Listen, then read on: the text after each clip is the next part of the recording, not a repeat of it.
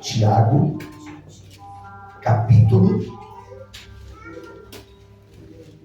capítulo 2. Tiago, capítulo 1, versículo 19, tá bom? Diz assim, capítulo 1, versículo 19. Tiago é quase no final da Bíblia lá. Né? Antes de Pedro, antes de João, antes de Apocalipse, óbvio, né? Hein? Glória a Deus. Assim que você encontrar, você diga amém. Eu encontrei. Tem alguns encontrei, alguns amém. Tiago 1:19. A prática da palavra. Amém. Amém? Glória a Deus. Então no 3 a gente vai ler junto alguns versículos, pode ser?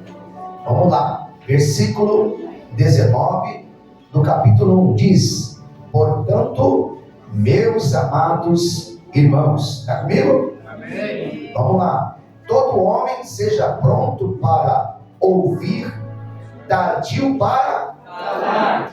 tardio para ser, Guiar. porque a ira do homem não opera a justiça de Deus. Por isso, rejeitando toda a imundícia e superfluidade de malícia, recebei com mansidão a palavra em vós enxertada, a qual pode salvar as vossas almas. 22. E sede Ouvidores da palavra. e não somente ouvintes, enganando-vos com falsos discursos. Porque se alguém é ouvinte da palavra e não cumpridor, é semelhante ao homem que contempla ao espelho o seu rosto natural. Porque se contempla a si mesmo, então faz, e logo se esquece de como era. Aquele, porém, que atenta bem para a lei perfeita da liberdade, e nisso persevera, não sendo ouvinte esquecidíssimo, mas fazedor da obra, esse tal será bem-aventurado ou feliz no seu feito. Tá bom? Amém? Se assente, não feche a Bíblia. Não feche a Bíblia. Fica no livro de Tiago. Hoje é um culto de ensinos. Deus em casa me deu um tema, ou alguns temas, e a gente sempre escolhe um, depois a gente vê qual tema que a gente vai colocar lá no YouTube. Primeiro, deveres práticos da vida cristã. Deveres, diga comigo, deveres práticos da vida cristã. Da vida cristã. Segundo, princípios para uma vida cristã. Nós vamos ministrar em cima disso, porque essa carta, ela se trata de alguns princípios, é só princípios. O crente precisa de princípios, tipo assim, eu cheguei, eu aceitei a Jesus, e agora? Eu estou na igreja, estou servindo a Deus, e agora? Agora eu posso viver de qualquer jeito? Agora eu posso beber uma? Não. Agora eu posso voltar para os vícios? Não. Agora eu posso andar em fornicação? Não. Agora eu posso adulterar? Não. Não pode. Mas o que nos põe barreira, obviamente, é o Espírito Santo. Quando ele nos convence do nosso pecado, a gente não vai querer mais fazer alguma coisa que não presta. Mas o que dá base para a gente viver uma vida diferente, diga comigo, é a palavra de Deus. Palavra de Deus. Tanto é que o mundo estuda a palavra de Deus para tentar encontrar alguma brecha para poder viver de uma forma errada, legalizada. Ele vai tentar encontrar uma brecha para viver em pecado, dizendo, está escrito que pode. Está escrito que pode. Mas quem tem o Espírito Santo, quem foi convencido dos seus erros, de suas mazelas, ele sente no seu espírito que não pode. Irmãos, agora, alguém precisa avisar você, alguém precisa te mostrar o que é pecado? Você sabe. Sabe ou não sabe? E quando você levantou a mão, você você aceitou a Cristo, convencido pelo Espírito, quando o pecado chega perto de você, você sabe. Você só cai se você quiser. Você cai sabendo o que está fazendo. Por exemplo, você arruma uma confusão, alguém arruma uma confusão com você. Você já fica falando, eu não posso abrir a minha boca. Eu vou ter que me calar. Eu vou ter que me controlar. Eu vou ter que ficar quieto. Eu não vou poder, porque eu sei que se eu me estourar, vai sair, vai aparecer aquela pessoa que eu já enterrei. Não é? Alguém precisou falar para você? A pessoa está onde? Está aí dentro, doidinha para voltar para a vida. Então, quando você está vendo uma programação, começa a passar aquelas partes que você começa a sua garganta e os seus olhos começam a ser falar, eu não vou poder ver. Eu não vou poder ver. Eu não posso mais ver isso. Eu não posso mais ver. Alguém está falando para você alguma coisa? Mas você sente que não pode ver. Sim ou não? Sim. Por quê? Porque o Espírito vai te avisando. E o aviso é, você é do céu. Você não pode ver isso. Você não pode ouvir isso. Você não pode beber isso. Você não pode falar isso. Você não pode entrar mais nesse lugar. Porque agora você é do céu. Quem te avisa é o Espírito Santo.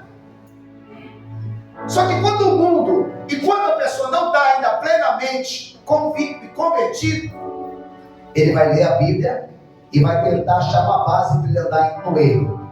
Mas não vai encontrar. Amém? Então, quando se fala de Tiago, esse Tiago, irmãos, é irmão ou irmão de Jesus. Está lá em Gálatas capítulo 1, versículo 19. Paulo diz que ele é irmão de Jesus. Para quem Tiago está escrevendo essa carta? Capítulo 1, versículo 1, dá uma olhada aí. Tiago, servo de Deus e do Senhor Jesus Cristo, as 12 tribos que andam dispersas. Ele escreve aos judeus que estão dispersos, que precisam ouvir a palavra. E qual é o intuito? Qual que é o intuito, irmão? Se você for ler aqui o livro, 5 capítulos de Tiago, o intuito da carta é instruir os membros da igreja a viverem de tal maneira que a vida deles mostrasse sua fé em Jesus Cristo. É assim. Qual que é o ensinamento que Tiago estava mandando para aquelas igrejas? A sua vida tem que ser vivida de um jeito tão diferente que todos do mundo vão perceber que vocês são cristãos. Terceiro motivo dessa carta. A carta contém pequenas explicações de princípios para uma vida cristã. E nós vamos pregar em cima disso. Princípios de uma vida cristã. Vamos entrar nisso ou não? Bora? Está a fim de saber os princípios que essa carta manda para nós? Eu não sei se você trouxe uma caneta, mas você pode marcar na Bíblia. O primeiro princípio que Tiago está mandando para esses irmãos dispersos é esse. Versículo 2 do capítulo 1, versículo 3 do capítulo 1 e o versículo 4. O versículo 2 do capítulo 1 diz assim: meus irmãos, tende grande alegria quando cairdes em várias aflições, sabendo que a prova da vossa fé opera a esperança. Tenha, porém, a esperança, a sua obra perfeita, para que sejais perfeitos e completos, sem falta em coisa alguma. Pastor, mas que princípio o senhor está falando? Diga comigo assim: alegria, fé e perseverança nas aflições. Irmãos, olhem para cá, antes de você orar depois para a Bíblia. Queridos, a prova não pode te parar. Aleluia. Olha o que Tiago estava. É um princípio. Quem te salvou foi Jesus. Quem morreu na cruz por você? Jesus. Ele te deu o Espírito Santo. Então prova nenhuma nessa terra ela pode parar você. Aleluia. Nada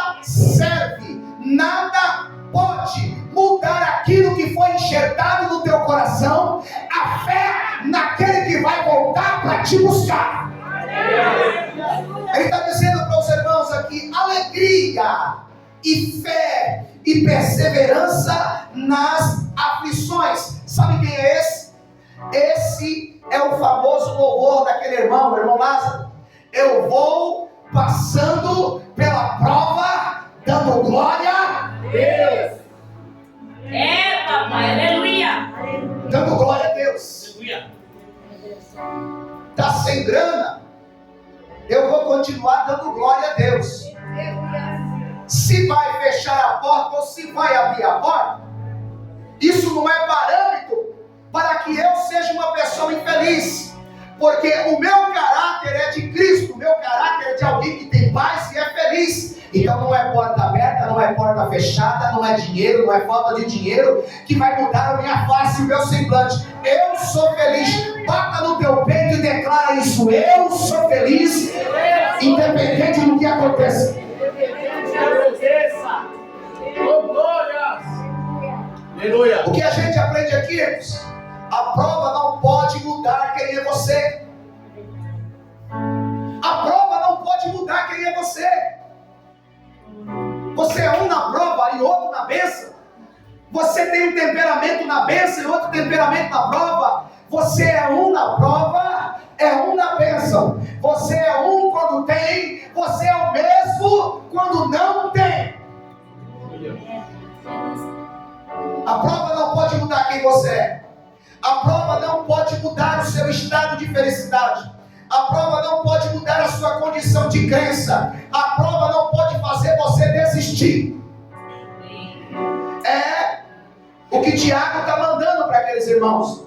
Numa outra tradução está assim: meus irmãos, sintam-se, quem está com a NVI, sintam-se felizes quando passarem por todo tipo de aflição, pois vocês sabem que quando a sua fé vence essas provações, ela produz perseverança. Que essa perseverança seja perfeita a fim de que vocês sejam maduros e corretos, não falhando em nada. Ou seja, você não muda por nada.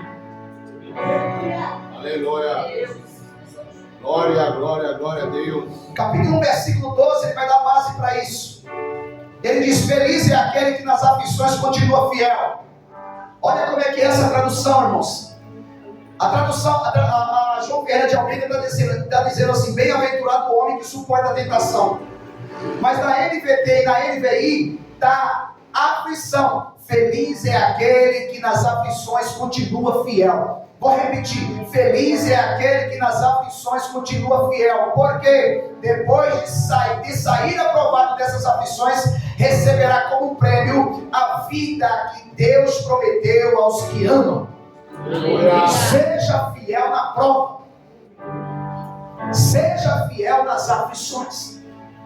Quando a gente estuda essa carta universal, ela vai nos ensinar alguns dizeres e algumas coisas, do tipo: não podemos fazer acepção de pessoas. Olha só o que ensina, princípio: não podemos fazer acepção de Pessoas. está no capítulo 2, não abre ainda, nós vamos estudar outras coisas. Ela também fala que fé, ela tem por obrigação ter obras. Não existe alguém ter obras e não ter fé, porque quem vai mostrar as obras é a fé que você tem em Cristo Jesus. Esse livro vai falar que nós temos que ter domínio da nossa língua. Crente não fala palavrão, crente não manda ninguém para aquele lugar. Crente tem que ter domínio da língua, porque Tiago diz que se você não controla a língua, ela sendo um pequeno membro, ela coloca fogo no bosque. Se você não se controlar, em vez de você trazer panos quentes, você incendeia uma igreja, uma família, um bairro. Então a gente precisa ter freio na língua. Tiago ensina isso. Ele ensina que a sua palavra, a palavra de Deus, seja sim, sim e não, não. Está em capítulo 5, versículo 12. Essa carta de Tiago aqui, irmãos, ela é o sermão da montanha. Ela é o sermão da montanha. De Mateus capítulo 5 a Mateus capítulo 8. Essa carta nos ensina que no dia de aflição você precisa orar. No dia que você está feliz, você tem que cantar. Quando tem alguém enfermo, você precisa chamar os presbíteros, você precisa se comunicar. E a oração da fé curará o enfermo. Ela vai ensinando tanta coisa. Essa carta ensina no capítulo 5, versículo 16: confessa as vossas culpas uns aos outros e orai um pelos outros para que sareis. Existe enfermidade que está no teu corpo, que está na tua vida, porque você ainda não confessou o seu pecado. O dia que você ir na pessoa pedir perdão, a enfermidade pula para fora. Não é todas, mas existe. O segundo princípio que essa carta nos ensina está no versículo 5, 6 e 7 do capítulo 1. Ele manda aquele povo e nós também temos que aprender a buscar sabedoria, irmãos. Versículo 5 diz assim: e se alguém de vós tem falta de sabedoria, peça a que a todos dá liberalmente, e o não lance em rosto, e ser-lhe-á dada. Irmãos, que sabedoria é essa? Vamos dizer compreensão, vamos dizer revelação. Mas não é revelação, não é o conhecimento de coisas do mundo. Presta atenção, porque quem quer saber de ciência da terra, é melhor estudar ciência na escola, ou livros cotidianos. Aqui é uma revelação de sabedoria, irmãos, para entender as revelações daquilo que Deus quer para a nossa vida. Se você não sabe o que Deus quer, se você não sabe o que você quer, se você não está entendendo o que você está vivendo, peça sabedoria para Deus. Aleluia. Peça sabedoria para Deus, porque, irmãos, estava aqui, a gente está orando. Nós chegamos na igreja, a grande maioria chega na igreja, irmãos, sem a quinta série, sem a oitava série, sem a nona série, sem o primeiro grau formado. A gente chega, irmãos, às vezes sem saber ler, sem saber escrever. A gente chega, irmãos, com uma vida toda arrebentada, com segundo, terceiro casamento, com filho aqui, filho ali, e a gente chega aqui sem chão. Sem chão. E aí a gente aceita Jesus, a gente quer que a nossa vida externa, no outro dia, ela fique plenamente arrumadinha. Pai, eu quero a porta aberta. Senhor, eu quero trabalhar no administrativo, eu não quero um serviço pesado. Senhor, eu quero um casamento abençoado. Você vem todo destruído e quer que a sua vida seja mudada da noite para o dia. Peça sabedoria. Peça sabedoria. Peça sabedoria. Está nos faltando. Porque a gente precisa, irmãos. Senhor, o que eu vou fazer? Eu preciso de uma revelação do caminho que eu preciso percorrer. Me mostra. Porque tudo que eu fiz foi dar burro em ponta de faca. Agora eu preciso de sabedoria para lidar com essa situação. E aí, queridos, você vai saber se a sabedoria que tu tem, ela é do céu ou ela é da terra. Vai comigo ali, capítulo 3, versículo 13. Quem dentre vós é sábio e entendido, mostre pelo seu bom trato as suas obras em mansidão de sabedoria. Mas se tendes amarga inveja e sentimento faccioso em vosso coração, não vos glorie, nem mintais contra a verdade. Essa não é a sabedoria que vem do alto, mas é terrena, animal e diabólica. Qual que é a sabedoria que vem do alto, irmãos? Continua 16. Porque onde há inveja e espírito faccioso, aí a perturbação e toda obra perversa. Mas a sabedoria que vem do alto é primeiramente pura, depois pacífica, moderada, tratável, cheia de misericórdia glória e de bons frutos, sem parcialidade e sem hipocrisia. O que é que está reinando em você? Sabedoria do céu ou sabedoria da terra? Se é sabedoria da terra, peça a sabedoria do céu. Aleluia. Que ele diz: eu dou, irmãos, sem medida. Aleluia. São princípios.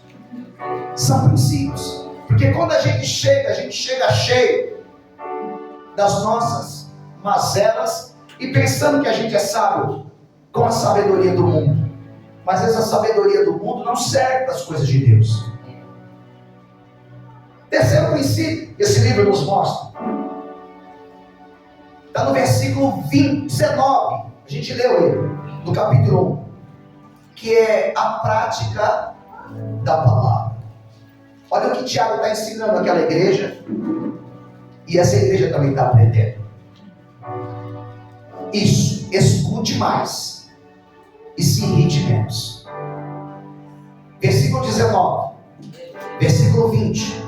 Diz assim: portanto, meus amados irmãos, todo homem seja pronto para ouvir, tardio para falar, tardio para si, porque a ira do homem não opera a justiça de Deus. Outra tradução: portanto, meus amados irmãos, todo homem seja pronto para ouvir, tardio para falar, tardio para se irar, porque a raiva humana não produz o que Deus aprova. A raiva humana não produz o que Deus aprova. Ouça mais. Cale-se mais. Aprenda mais. Conte 1, 2, 3. Antes de falar. Segura a onda. Porque quando você fala na ira, você destrói tudo. Você põe tudo a perder.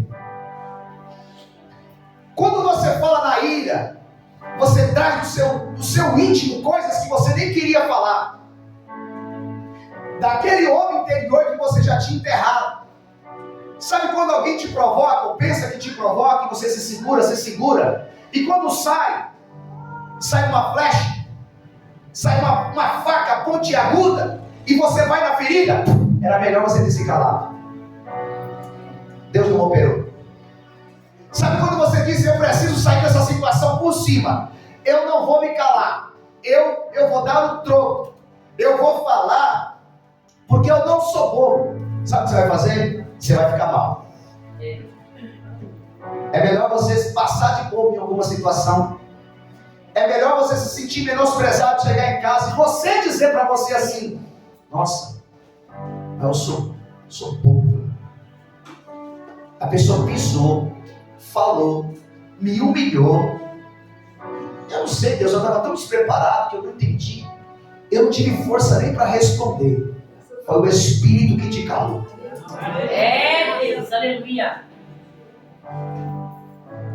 Irmãos, essa é a melhor situação. Pode ter certeza que essa é a melhor situação. Quando você chega em casa e você pensa de outro jeito. Se fosse outro dia, se eu tivesse tomado café, se fosse em outra hora, se fosse em outro tempo, eu não sei se era só conversa que ia sair. Era muito mais do que conversa. Era muito mais do que resposta.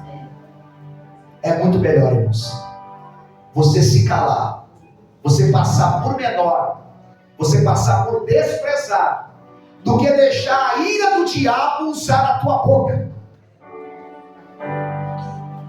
do que deixar o inimigo tomar você, porque a raiva humana é contra a paz de Deus. Diga para alguém assim: tem momentos que é muito melhor se calar. Não deixa a ira sairmos. Em Éfeso ou em Efésios, Paulo diz: não dê lugar ao diabo. Não dê lugar ao diabo. Cuidado. Cura, Jesus. Irmãos, como a gente vê, irmãos, e a gente só vê crente perdendo a linha. Pastor, mas por que o crente perdendo a linha? E o povo do mundo? O povo do mundo não conta. Ele não pode perder. Irmão, você vê no trem quem está brigando. Não importa, mas quando você vê um crente, irmão, é o vagão ficar marcado. Sabe quem estava brigando hoje de manhã, dentro do trem? Irmão, todo dia tem uma confusão, mas quando é o crente, todo mundo fala: sabe quem deu trabalho hoje na empresa? O crente. Sabe quem fez vergonha perto de todo mundo hoje? Só fica marcado o crente. Quando o crente dá lugar ao diabo. Por quê? Porque ninguém espera isso dele. Mas quando, aí alguém diz assim: mas eu fiz tudo certinho, 99% certo. Mas o dia que você pisou na bola ficou marcado o ano inteiro. Ninguém te aplaudiu, ninguém te deu a mão, ninguém disse obrigado, ninguém disse que legal. Mas o dia que você gritou, você se tornou violento para todo mundo. Jesus. Até então, normal. Mas o dia que você alterou a voz, você passou a ser conhecido como o descontrolado, o descompensado. Aí você pensa: mas e aí, eu fiz os 99% de tudo que eu fiz bom. Não vale, não conta. Por quê? Porque você fica marcado quando dá lugar ao diabo para usar a tua boca. Ireis, mas não pequeis. Está na Bíblia. Então seja tardio, irmãos, para irar. Esteja pronto para ouvir. É confronto. Dependendo de quem. Todo mundo conhece a estrutura um do outro, irmãos. Você sabe com quem pode discutir. Você sabe quem é escandaloso. Você sabe quem pode colocar o teu nome no lixo. Você sabe quem é fofoqueiro. Você sabe quem é sensível para ouvir, mas gosta de falar grosso, gosta de bater no peito, gosta de... Você sabe, essa pessoa eu não posso falar alto, porque ela vai mudar toda a situação. Conhece ou não conhece? Com essa pessoa aí eu não quero nem discutir, nem nada. Por quê? Porque dependendo do que eu falar, ela vai colocar tudo nas minhas costas. Esteja pronto para ouvir, irmão. E tardio para abrir a tua boca. Amém. Se precisar, como 1 quilo de sal. Por quê? Porque essa pessoa quer denigrir a tua imagem. Meu Deus. Ela quer dizer que você não é aquilo que você tem falado que é. Ainda mais na condição de crente, quem leva a Bíblia. De vez em quando lê um versículo. De vez em quando chama para a igreja. Mas no dia que você abriu ou abrir a boca, tudo aquilo que você fez cai no terra. Por isso Tiago está ensinando aquela igreja, irmãos, e essa igreja está aprendendo. Meus amados irmãos, todo homem seja pronto para ouvir, tardio para falar, tardio para se irar. Isso é um princípio. Diga comigo, é um princípio. Olhe para alguém e fala assim: escute mais. E se irrita menos. Glória a Deus. Deus fez onde tem. Bem, irmãos. Por quê? Porque a gente sai para a rua todo dia, irmãos. Ok? A gente está na rede social todo dia. A gente está na rua todo dia. A gente entra e sai de lugares. A gente compra, pega a fila, alguém pisa no teu pé. Alguém passa outro na frente e te deixa, e você vai falar: e eu? É ou não é? Eu estou na frente. Então, se acalma. Se acalma. Verdade. Quarto princípio aqui, dentro do texto, dentro da Bíblia. Versículo 22 do capítulo 1. Diz assim: e sede cumpridores da palavra e não somente enganando-vos com falsos discursos. Irmãos, quando alguém não cumpre a palavra, ela engana a outra pessoa. ela engana ela mesma. Escute, olhe para cá. Quando a gente não cumpre, não é cumpridor, irmãos. Quando a gente é mal de viver e bom para falar, você não está enganando ninguém, irmãos. Por quê? Porque quando alguém está pregando, irmãos, Deus usa. Eu conheço pessoas que não têm uma vida no altar e se dá a palavra para pregar, irmão, é perigoso o céu abrir. Mas quando vive, irmãos, dá vergonha. O convívio, a natureza, a vida da pessoa é vergonhosa. Mas essa pessoa percebe que ela não engana ninguém. A Bíblia está dizendo que ela é enganadora, ela engana a si. Ele engana a si mesmo. Por quê? Porque eu falo daquilo que eu não vivo. Dura coisa, irmãos. É muito ruim, irmãos. É a coisa mais ruim que existe. Você falar que Cristo vive, e Ele vive, mas não viver dentro de você. Meu Deus, que misericórdia. Você falar que Cristo salva, e Ele salva, e você não está salvo. Você falar que Cristo liberta, e Ele liberta, e você não está liberto. Você falar que Ele é santo, e você não andar em santidade. Você percebe, irmãos, que não é ninguém enganado. O próprio enganado é aquele que fala e não vive. É verdade. Meu Deus. É culto de ensinamento, irmãos. A gente vai aprender, sim ou não? Sim. Não é culto de acusação, porque as pessoas têm medo. Mas é culto que nos ensina, irmãos. Isso aqui melhora a gente. Porque eu preciso viver mais aquilo que eu falo. Quando ele diz aqui, sede cumpridor da palavra, irmãos, eu preciso pontuar ela, eu preciso cumpri-la, eu preciso vivê-la, eu preciso ler, eu preciso crer, e eu preciso andar nela. É verdade, irmãos. E não somente um ouvinte, porque o ouvinte ele crê, mas não obedece, enganando vós a vós mesmos. Me ajuda aí, fala para alguém assim: não basta ouvir, tem que praticar. Não basta falar, tem que viver a palavra. Nossa, isso é coisa para crente, irmão. Não é? Irmãos, é para mudança, irmãos. Eu quero mudar, você não quer mudar, não? Sim. Sério, irmãos. Não é difícil, não, irmãos. Não é difícil, não. Às vezes a pessoa fala, mas como é difícil? Não é. Difícil é aquele prédio grande. É só a gente querer mudar. Porque aquele que muda anda dentro da gente. A mudança é uma decisão, irmãos, não é um sacrifício. A mudança é uma decisão. Se você quiser deixar alguma coisa, irmãos, você consegue. Eu já vi alguém do mundo falar assim, eu não vou fumar mais, ele não fumou. Conheço.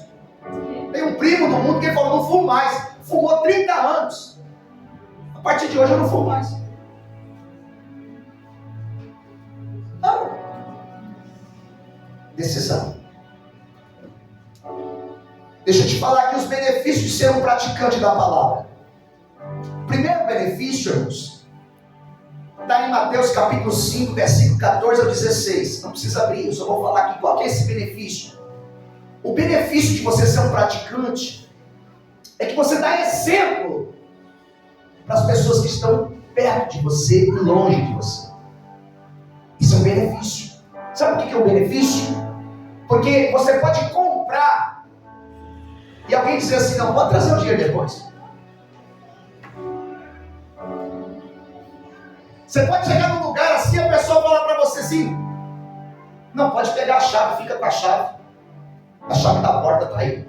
Mas não, mas ninguém faz isso. Não pode ficar, você me devolve à noite. Você nem me viu direito, você não me conhece. Não, você tem cara que... Você tem uma cara boa, você não é safado, você não é bandido. Está estampado na tua face. Ainda que alguém pode dizer assim, mas quem vê cara não vê coração. Não, irmãos. O brilho do crente todo mundo vê.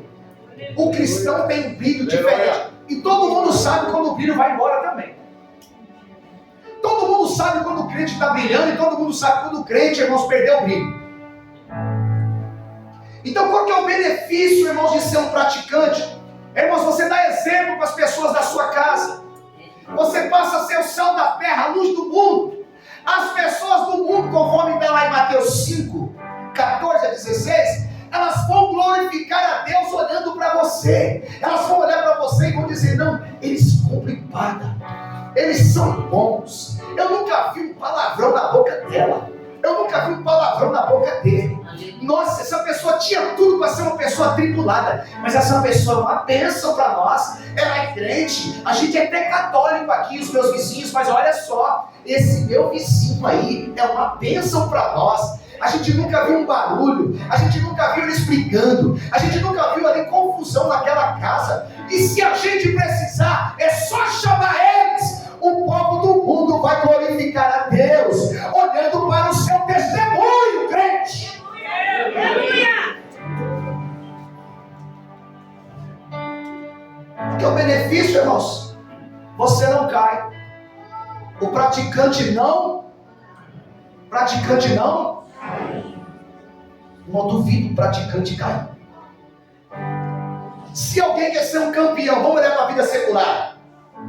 Irmãos, você vai, aquele menino que ganhou o tênis na Olimpíadas, o Djokovic, ele tem 38 anos, é um campeão extremo, 38 para 39.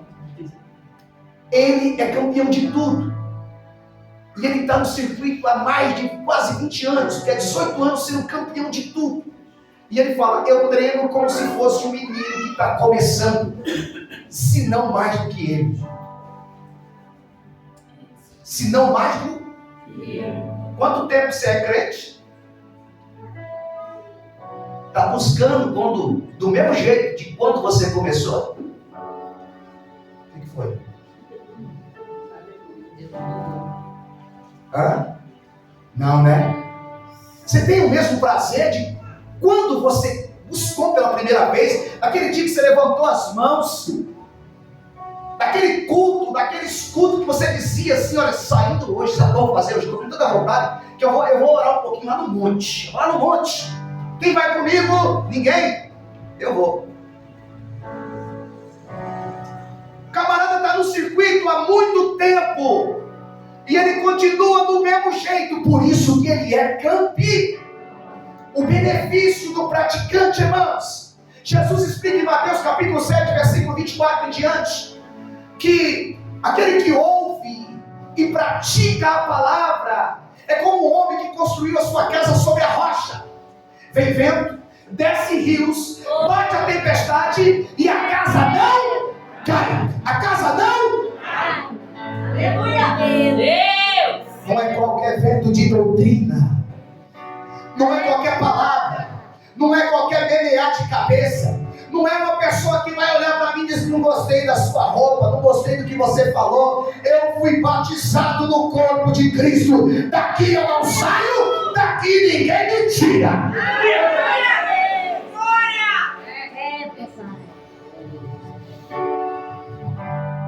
Pode acontecer, irmãos, pode a pessoa se prostituir, pode alguém escandalizar a sua igreja, o seu povo, pode ser falar, meu Deus, o que aconteceu ali na nossa congregação? O que aconteceu? Que vergonha! Você vai dizer, olha meu querido, você pode até estar com vergonha, mas eu tenho compromisso com aquele que me salvou. Eu não tenho nada a ver com quem me envergonhou, com quem está tentando me envergonhar. Eu fui batizado, eu fui salvo, eu fui chamado por Jesus.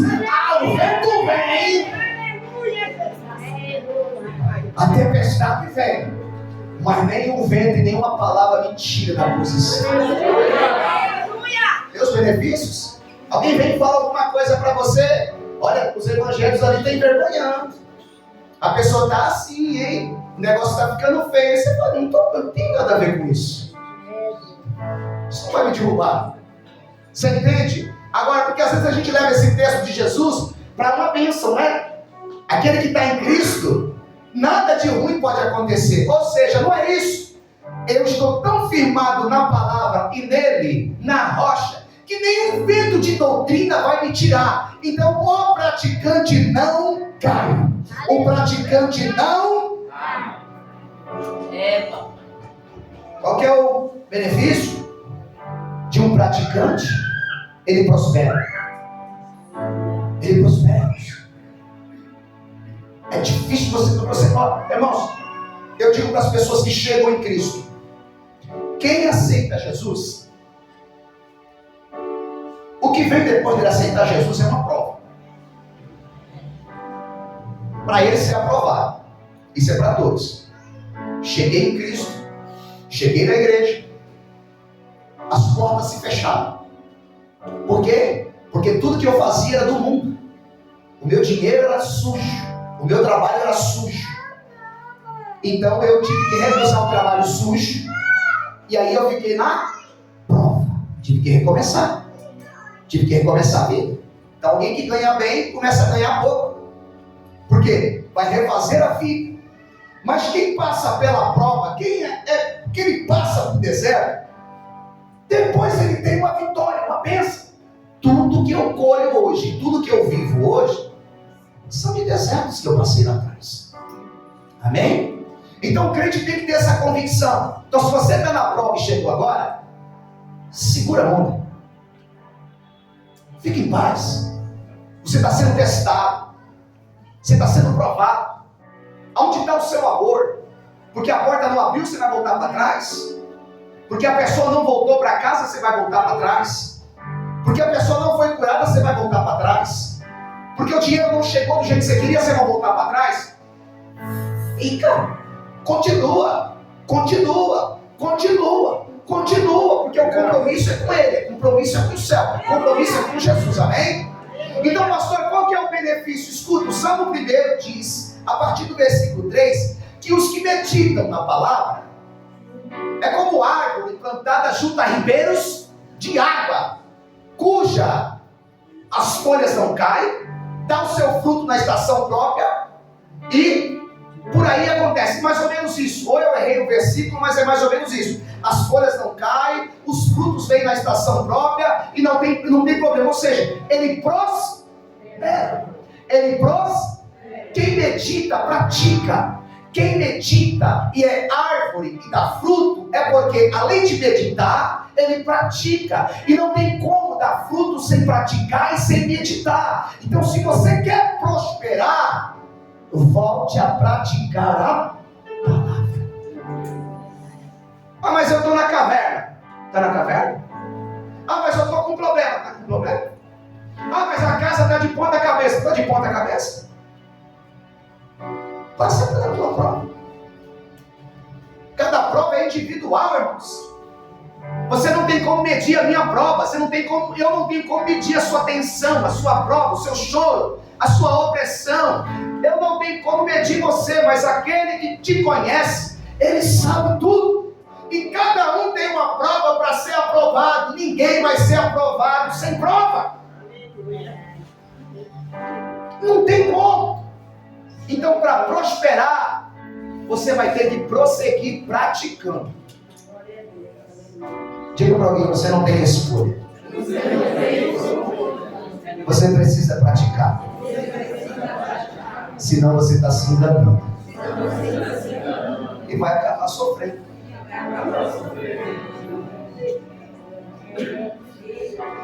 O quinto princípio aqui, manda agora. Capítulo 4, versículo 4. Capítulo 4, versículo 5. Capítulo 4, versículo 4. Na minha tradução, acho que na sua também está assim: adúlteros e adúlteras, não sabeis vós que a amizade do mundo é inimizade contra Deus? Portanto, qualquer que quiser ser amigo do mundo constitui-se inimigo de Deus. Ou cuidais vós que em vão diz as Escrituras, o Espírito que em nós habita tem o quê? Ciúmes.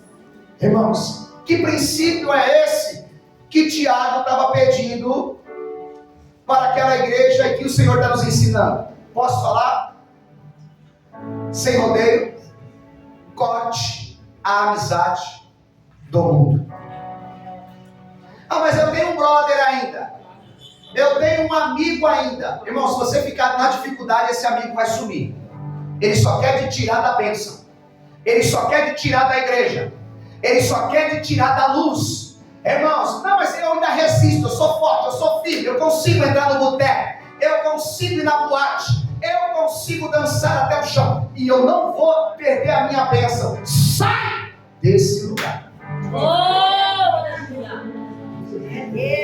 Eu ainda aguento escutar um forró. Eu ainda aguento escutar um funk. Eu ainda aguento escutar um samba. Porque eu sou forte e isso não vai me desviar. Você já nem é mais amigo de Deus. Porque quem é amigo do mundo é inimigo de Deus. Isso aqui, irmãos, não é um dedo apontado. É um ensinamento de fato que a gente precisa se desviar. A gente precisa se desviar. Eu sempre digo, eu já disse aqui várias vezes, quando eu me converti, irmãos, obviamente a gente bebia antes.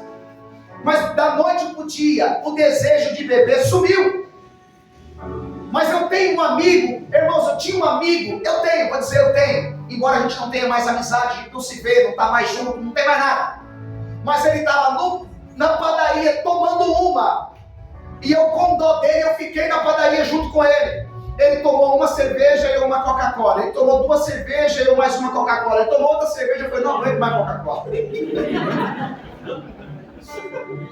Só que o Espírito de Deus falava no meu ouvido, vai embora, esse lugar não é mais para você, vai embora. E aí ele pegou a terceira, e aí já começou a me abraçar, já começou a dizer que eu era amigo dele, já começou a dizer que eu sou um irmão para ele, já começou a falar no meu ouvido, coisa de bêbado, sabe?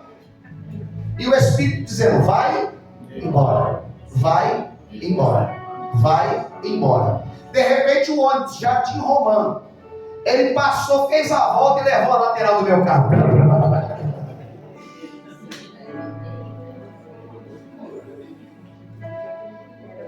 Parque Dom Joné, desculpa. Irmãos, quando vi aquele barulhão levando a lateral do meu carro, eu saí da padaria e olhei. O motorista do ônibus parou, colocou a cabecinha para fora. Eu, da frente da padaria, eu só fiz assim para ele, ó.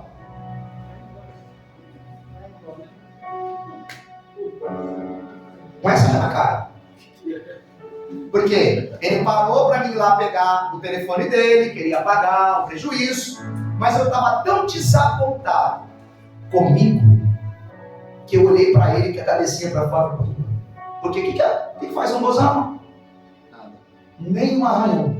Meu carro na lateral.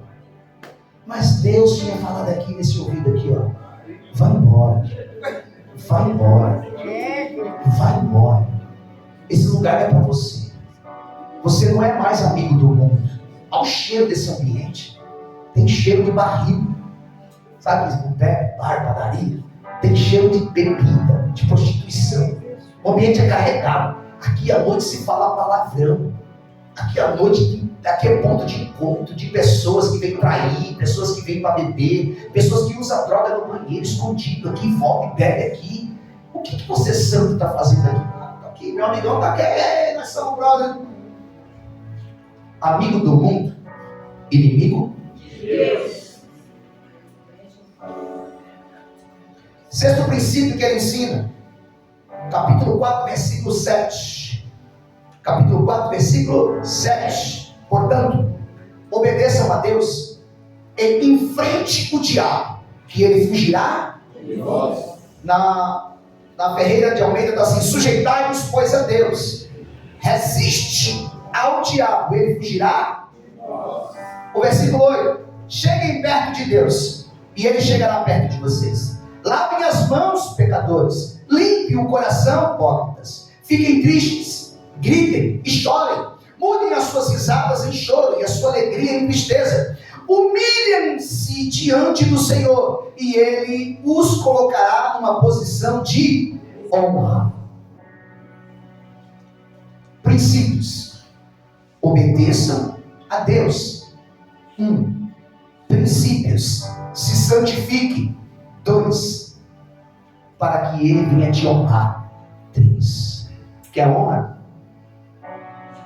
Quer bênção? Sem santificação. Como é que alguém pode pregar no altar e dizer assim: levanta a mão, você vai receber uma vitória? Tem tanta enganação, irmãos, que quando você começa a meditar e ler profundamente, você não quer mexer com as emoções da pessoa. Você começa a querer que essa pessoa cresça. Você quer que ela melhore. Você não quer enganar ninguém. Você não precisa. Eu não vou fazer você sorrir. Não vou fazer você levantar a mão com uma palavra mentirosa que vai sair da minha boca e ela não vai mudar você. Porque a palavra de Cristo para a nossa vida é transformação. Jesus veio pregar o reino de Deus. As boas novas é o Evangelho. Jesus pregou o reino de Deus. E imagina Jesus pregando Jesus. Convertei-vos. O reino de Deus é chegado a vós. Como a igreja, irmãos, ela pode querer ter vitória sem obedecer, sem se santificar? Irmãos, posição de honra é você ser feliz. Posição de honra, irmãos, a coisa mais gostosa, a coisa mais deliciosa, irmãos, que existe na vida, no mundo, irmãos, é você ter uma família estruturada. Isso não tem honra, não tem dinheiro que pague.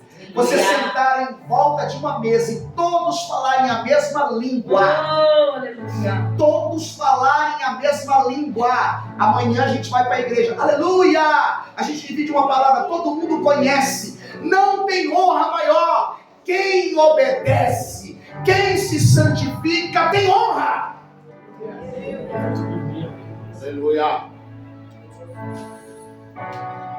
Sétimo princípio, vou pular esse sexto aqui, sétimo princípio. Capítulo 4, versículo 11. Irmãos, capítulo 4, versículo 11. Irmãos, não falei mal um dos outros. Quem fala mal de um irmão e julga seu irmão, fala mal da lei e julga a lei. E se tu julgas a lei, já não é observador da lei, mas é o quê? Juiz. 12. Há um só legislador que pode salvar e destruir. Tu, porém, quem és que julgas ao outro? Nós não somos juízes. Nós não somos juízes. Pastor, você está falando alguma coisa assim de... Não, eu estou te ensinando. Obviamente eu não estou julgando ninguém aqui, tudo bem? Não estou contradizendo nada. Mas aqui ele está pedindo, irmãos, como Cristo está nos pedindo. A gente não deve julgar ninguém. Ser juiz, bater martelo, colocar ponto final, falar alguma coisa. Falar, irmãos, até da igreja tal, até de coisas, a gente não pode. Então Cristo nos ensina, a palavra de Deus nos ensina. Não dá para julgar ninguém. Não dá para falar de alguém. Olha, o irmão fala na carne, o irmão fala pelo Espírito, a irmã está assim porque alguma coisa aconteceu, o irmão já está assim. As pessoas estão prevendo, irmãos, e estão jogando sabe, cuspindo, vomitando. Uma vez eu estava chorando, a pessoa vinha: você está bem? Estou chorando na presença de Deus. A pessoa viu o meu semblante e já queria saber o que estava acontecendo comigo. Estou chorando, estou feliz, estou chorando, acho que é o jeito que eu sou. Quando eu estou bem, eu estou feliz, eu estou chorando. Então assim, as pessoas querem ser juízes. E só tem um juiz que é o nosso Deus. O único que pode nos julgar é Deus. E aí, para dar base para isso, capítulo 5, versículo 9 diz: irmãos, não vos queixeis uns contra os outros, para que não sejais condenados. Eis que o juiz está na porta. Meu Deus. Não fala mal de ninguém, porque o juiz já está voltando. Eu quero que você fique de pé, que você chega de princípio por enquanto. Já falamos bem sobre princípios. 5 capítulos de princípios. Fique sobre os pés para você ser desamarrotado. A gente vai fazer uma oração e eu finalizo aqui. Escute o que eu vou falar, por favor. Olhe para mim. Os princípios e valores morais são as riquezas, as maiores riquezas de um cristão. Quando alguém olha para você e diz: você é crente, irmão? É mesmo? Irmão, você é crente? igreja você é? Pessoa que não carrega valores, que não carrega princípios, não tem riqueza nenhuma, não carrega nada. Carrega o quê, irmãos? Fala a verdade. A coisa mais gostosa do planeta é você ser reconhecido, irmãos, por aquilo que você faz. Sim ou não? Sim. Você está trabalhando, você não quer um tapa nas costas? Trabalhou bem, hein? Hoje você merece parabéns. Quer ou não quer? Claro que quer, irmão. Às vezes, irmãos, um bom patrão, irmãos, eu tinha um patrão que ele me levava no bico. Porque essas coisas nos enchem, né? Puxa, você trabalhou, hein? Parabéns, hein? Rapaz, você é um leão para trabalhar. Outro dia eu trabalhava mais ainda. Pensava que ia ter um salário melhor. Pensava que ia ter um aumento. Meu Deus do céu. Aí me transformei no faz tudo. Quem se transforma no faz tudo, não ganha nada. Ele é o quebra-galho. Precisa no contábil, vai. Precisa no fiscal, vai. Precisa no RH, vai. Precisa ficar na portaria, vai. Precisa atender o telefone, vai. Precisa ir visitar, vai. Faz tudo, irmão. Você faz tudo e ganha isso. Pra que eu vou te dar um aumento? Vou contratar um chefe. E a gente pensa que a gente vai ser o próximo chefe. É nada. Mas a gente quer um reconhecimento, sim ou não? Então, os princípios e valores morais são a riqueza de um cristão. É olhar para você e dizer, não, você está bem trajado. Você fala coisa boa. Você dá glória a Deus. Não, você não perdeu isso. Eu vejo você na empresa, na hora do almoço, você é o único aqui que curva a cabeça, que faz oração. Irmão, estou vendo isso. Isso a gente carrega. Você no final do ano faz oração aqui na sala. Você ora quando chega. Valores, irmãos. Riqueza. Isso é o Espírito Santo te dando tapinha no ombro e dizendo, olha, você carrega mesmo. Valores. Princípios. Você entendeu. Você entendeu. Você mudou a fala. Você mudou a roupa. Você mudou o que você vestia. Você mudou o que você falava. Você mudou o que você via. Mudou tudo. Parabéns. Você carrega princípios e valores.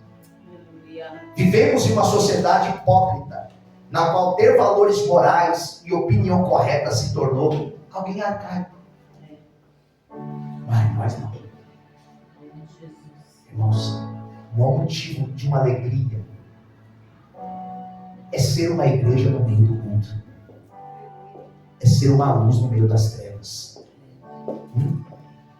É isso que nós somos, irmãos. Percebe o que é a igreja? A igreja, ela é luz no meio das trevas. Como você disse, nossa, piorou tudo. Olimpíadas, programação, tá tudo errado. E você? Não tem mais programação para você. E você? Você não tem mais para onde, você não tem mais o que assistir. Você não tem mais o que ouvir. Não importa. Nós estamos no mundo, mas nós não somos do mundo. Nós estamos só de passagem. Logo ele volta. E a gente vai para casa. Amém? Pega na mão desse seu irmão. Nós vamos agradecer a Deus, irmãos. Que Deus te abençoe. Compartilhe essa palavra.